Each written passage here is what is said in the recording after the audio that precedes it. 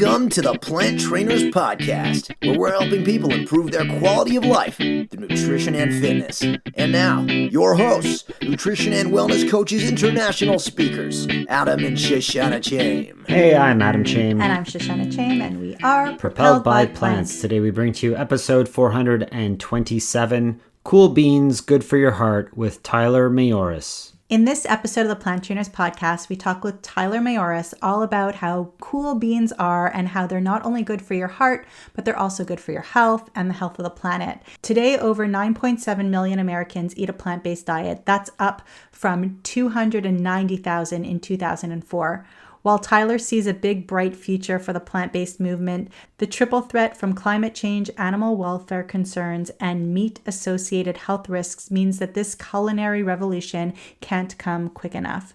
We cover so many topics from climate change, gas emissions of vegetables, upcycling food, and freezing your own burritos. A lot of cool new concepts in this podcast for sure. Tyler is giving a glow up to the world's most underappreciated superfood, the bean. A passionate impact investor and entrepreneur, he co-founded Cool Beans with a vision of bringing sustainable whole food goodness to the frozen food aisle.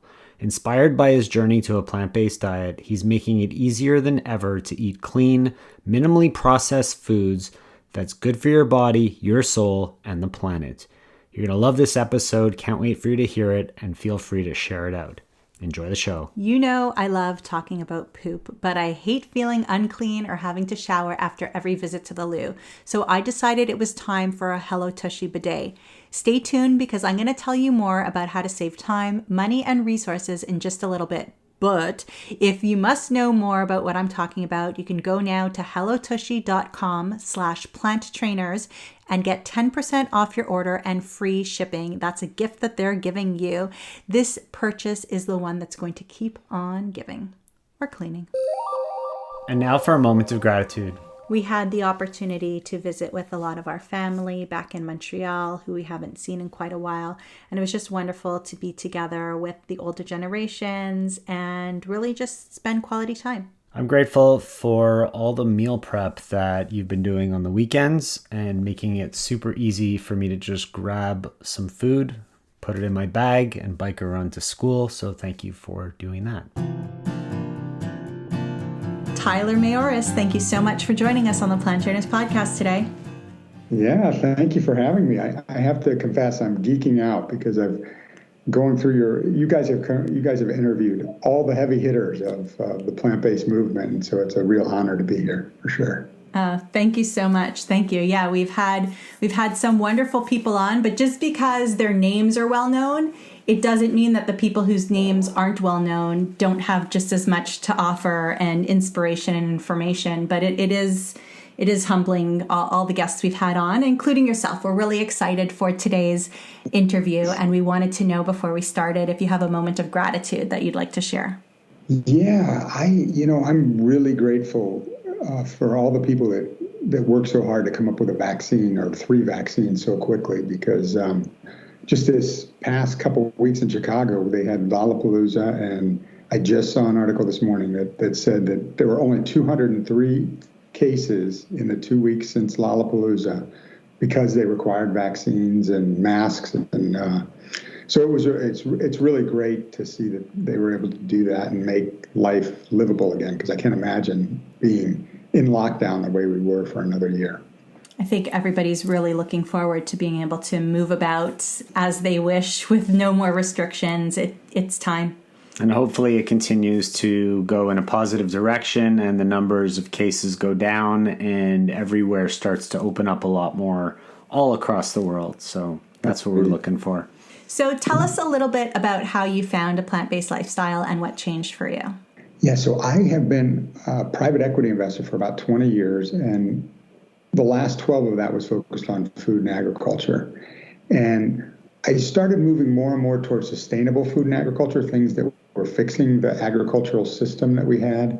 And at one of the conferences I was at, I learned about the climate impact of animal agriculture, which I didn't know before then.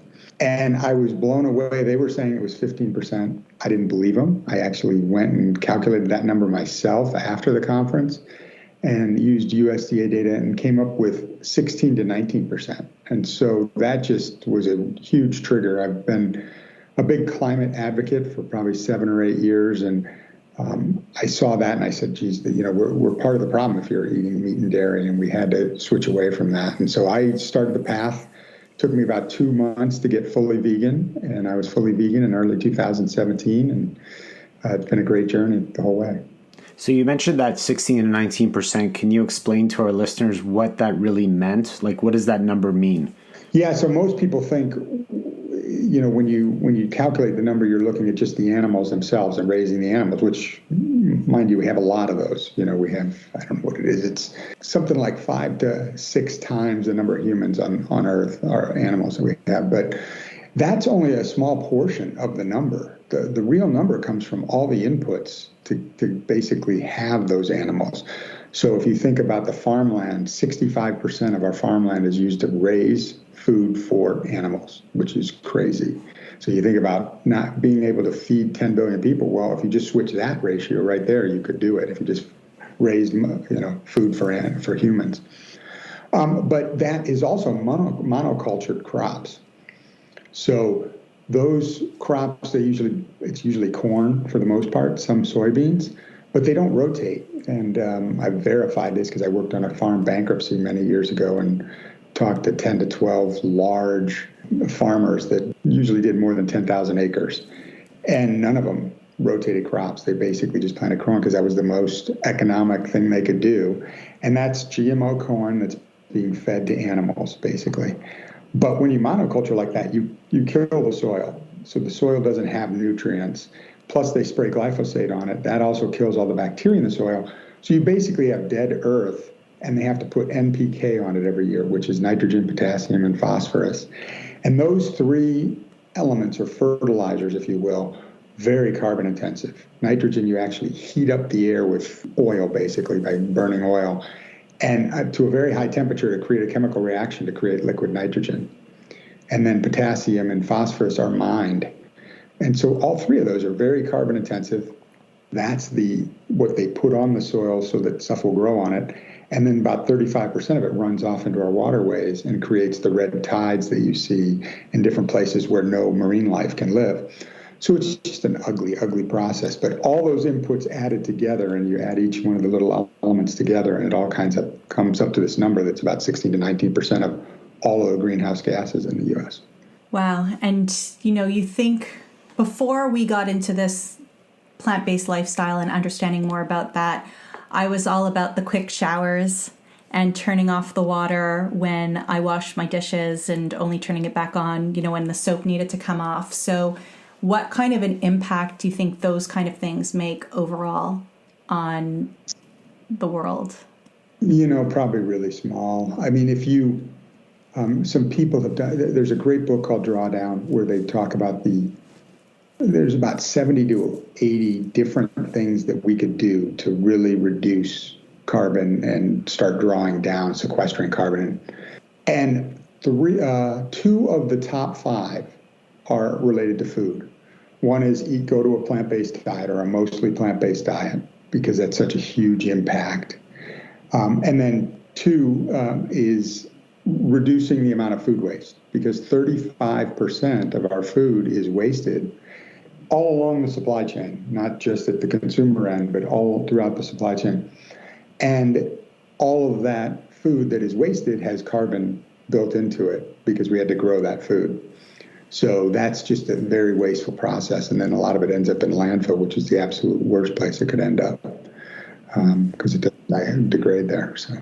So you're making me think. So what we do with a lot of our scraps, because we volunteer at a farm sanctuary, is I actually take, if I think the food's going to turn and it's like okay for animals, not moldy, but not okay for my family anymore, or those food scraps like the carrot peels and the tips of the romaine lettuce and stuff like that, I throw it in a bag, and then when we go to the farm, I bring it to the farm and it gets fed to the animals, or I freeze it and still gets fed to the animals if we're not going too soon. So I guess that's making me think that people should maybe find a sanctuary near them and find out if they can bring scraps and stuff like that, and which scraps are acceptable and which aren't. Things like onions, potatoes are not good for the animals, but that could be helpful in terms Yeah, of and actually, I would emissions? say the three or four things that people can do that are really easy, but will have a big climate impact. One is certainly to go to plants, get away from meat and dairy and move as much of your eating to plant-based foods. Two would be compost all your post-consumer food waste. So, and actually you can't compost them all. They won't let you, but just your plant stuff. And there are services. You can go to compostnow.org, I think it is. And there are services around the country that will leave a bucket, sealed bucket with you. You fill it up for 2 weeks with food scraps. And then after 2 weeks, they'll switch out and give you a new bucket and take your bucket away. It's like 11 or 12 bucks or something like that for 2 weeks. And it's a way to compost without you having to do all the work, which can be very burdensome. And so that's something that everybody should do, because that reduces the NPK we talked about before. If everybody in the United States did that, that would create a bunch of fertilizer that they could use to put on crops that isn't carbon intensive.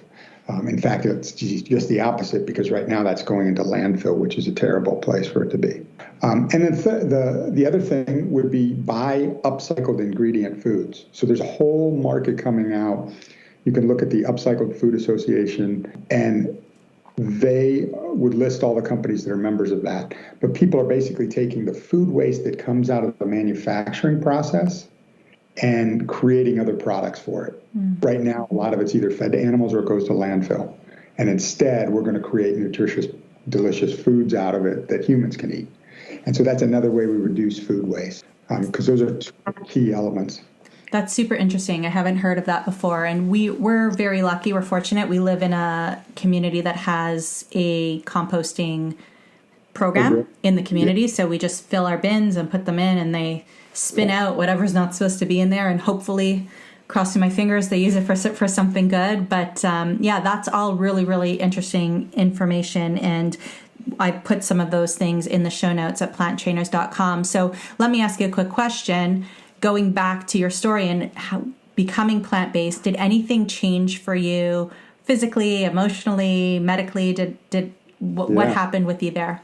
Yeah, surprisingly, I really wasn't doing it for health reasons. I was doing it primarily because of climate.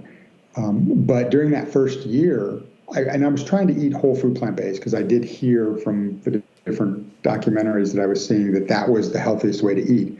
And during that first year, I lost 25 pounds. And I had been trying to lose weight for probably 10 years. I'd kind of gradually gained weight a little bit all the time. And it was a real struggle. And I used to count calories and tried low carb, tried all these different things, and none of it worked. But then just eating whole food plant-based, it just fell off, and I wasn't even trying. I was never limiting my food or calories or anything. I just ate when I wanted to eat, and luckily the pounds went away. So yeah, that was a big, huge benefit. And it's impacted my family, because they saw that and also have now changed their diet somewhat, not completely to vegan, but they definitely saw the benefits. That's great. And it makes me think, as you talk about, trying low carb diets before, and now you're a big person screaming from the rooftop saying carbs are not our enemy. So talk to us a little bit about that. Yeah, it's one of the things I found out after the fact, I didn't know at the time, was that carbs are really necessary for our body. That's, in essence, what the cells use to regenerate. And so when you go on one of those low-carb diets, the reason you're miserable is because it's your body screaming at you, this is not right, you need those carbs. And so now I joke that I'm on a high-carb diet now, but it's all the good stuff, right? It's beans, and it's fruit and other veggies, and those are great for you, and you can't go wrong with those things. So I just want to pause here for a moment. Since we're talking about beans, of course, we need to talk about poop. And I am super excited to be telling you about Hello Tushy. For those of you who have been listening a while, I love to talk about poop. I also love to reduce waste and reduce chemicals. Well, Adam installed this bidet for me in under 8.5 minutes. It requires no electricity, no additional plumbing. We even got the Tushy Ottoman. It helps you poop 100% of your poop 100% of the time.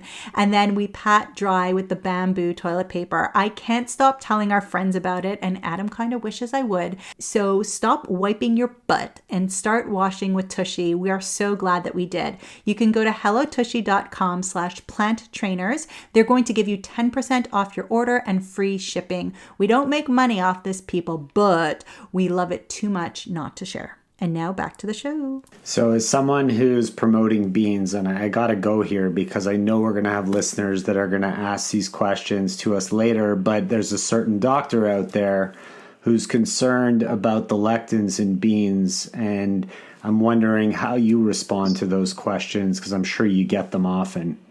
Yeah, I mean, that's one doctor, and he really is selling supplements. He's a supplement salesman, basically. He's like the old snake oil salesman from the past, right?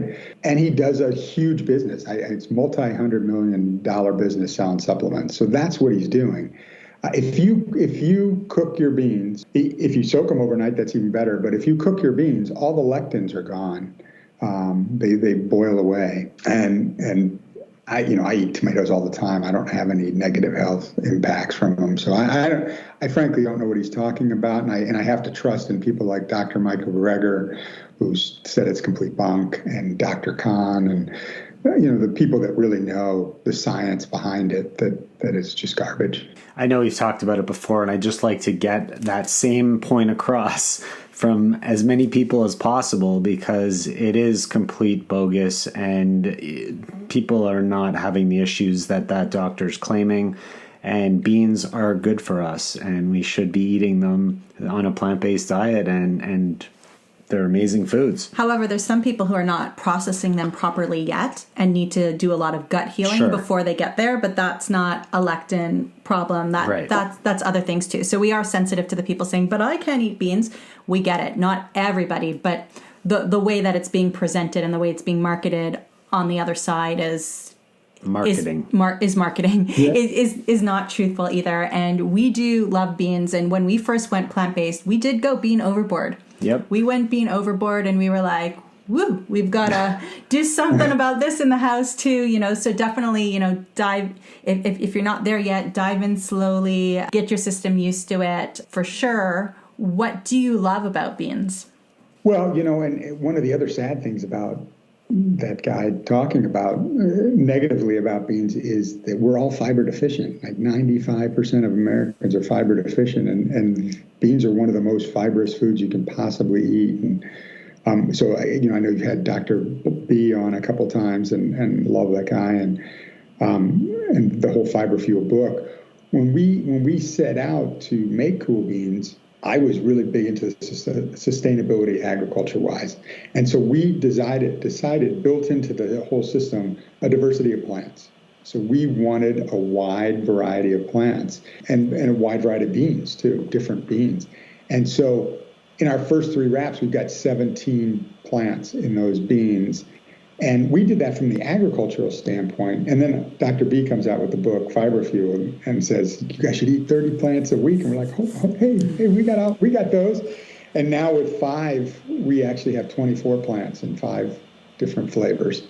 So, yeah, I love beans for that. And frankly, it's completely changed my cravings with the gut bacteria changing. Beans and rice and Chipotle and those kinds of things are something that I desire much more than I do for anything meat-wise or anything like that. So for sure, it's changed everything in my gut. I could easily go for a burrito for a mid-afternoon snack any day of the week. I don't need sweet. I don't need salty. Just the flavors and the texture and the beans, which then fill me up till I need to eat next, is huge. The kids love burrito. Like, we love burrito night in general. So anytime that we can get as many plants into us in our hand as possible, we're winning. No cutlery is okay with us. That's right. The other nice thing is they, like you mentioned, they crowd out calories too. So our wraps have 220 to 250 calories each, versus most of the other people have 300 or more. And people always say to me, well, will that fill me up? I eat 1 for lunch, and that's plenty because you basically have the beans, which really sit, and they they fill you up nicely. So absolutely, it works. What is your favorite combination that you put into a burrito? Well, my favorite of our flavors is spicy chipotle. I love that flavor. And when our food scientist came up with it, so I used to make these myself before we had anything. And I would just basically make curries and different things, and then I'd basically let them cool and wrap them into wraps and freeze them so that I could take them to work. And so I was trying a lot of different things. When we came out with the first flavors, we tried a bunch of different flavors that she had come up with. But that's right from the very beginning, the smoke, and we originally called it smoky chipotle because it's got a smoky flavor to it. But we figured we better say spicy because it has a bite, and people that aren't used to spice, it has a real kick to it. But I love that smoky flavoring that comes with it, and that really. So that's my favorite flavor of our flavors. But the other thing I've done breakfast things. I've used fruit. I often eat fruit in the morning for a bowl, like blueberries and flaxseed meal and walnuts. Some of Dr. Greger's favorites. But you can roll those into a wrap as well, and those taste really good. It's almost like a dessert then, as opposed to kind of just a bowl. I've never had one of those before. Yeah, you can pretty much put anything into a wrap, but I love that tip that you just gave before in filling your wraps, rolling them up, freezing it, and then being able to take it to work or to school the next day or during the week. It's such a quick and easy way to have your lunch prepared. And I know that you've gone ahead and taken that idea and built a company out of that, but it's such a smart concept that anybody could really do at home pretty easily. Yeah, we had really limited freezer space where I was. We lived in a city, and I couldn't just stick a big bowl of something into the freezer. And then what are you going to do with it? You got to thaw it, and then you're just going to take a little bit out. And so I was like, how am I going to freeze this stuff? And so I put it into individual wraps that I could then just separate with saran wrap or something in the freezer. It was really easy, and it was space efficient. So when it thaws out the next day, does it get all soggy, or how do you avoid that from happening? So when I do the breakfast ones, no. I mean, it's kind of cool because I do this with my breakfast stuff too. I put frozen blueberries in overnight in the fridge and then bring them out in the morning, and it gives it kind of a chilled flavor. So you can do the same thing with these wraps. You could just take a frozen one, put it into the fridge. I would heat them up then. So I would eat them heated.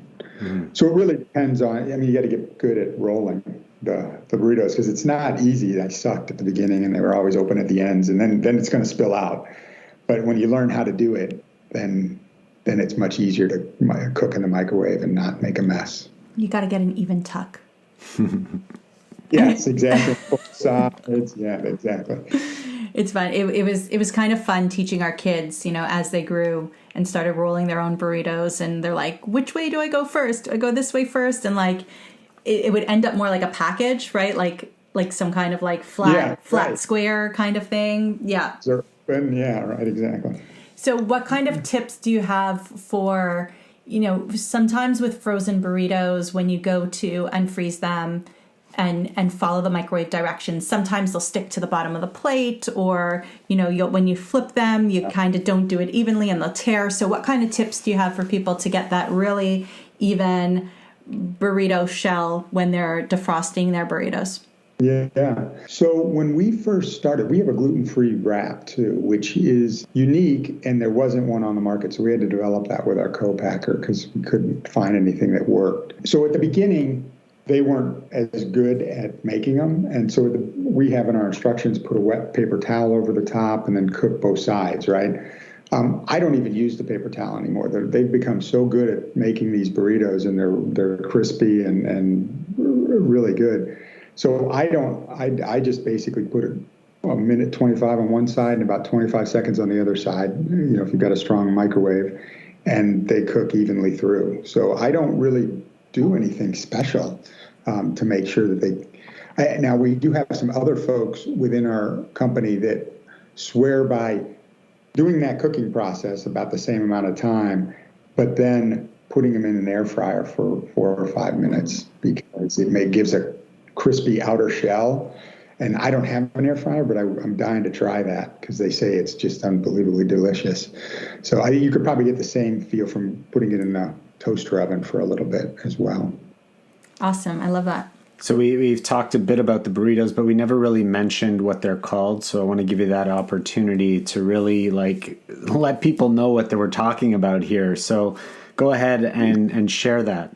Yeah, so it's called Cool Beans. And, when we first went down this road and we really wanted to focus on beans because they're so good for you, I thought, God, that would be a great name if we could get it. And we weren't able to get the website name Cool Beans. And frankly, can't get a hold of the person that owns it. Nobody seems to just kind of out there. But we've got Cool Beans for the website. But we were able to trademark Cool Beans for the frozen aisle for our dinners and whatnot.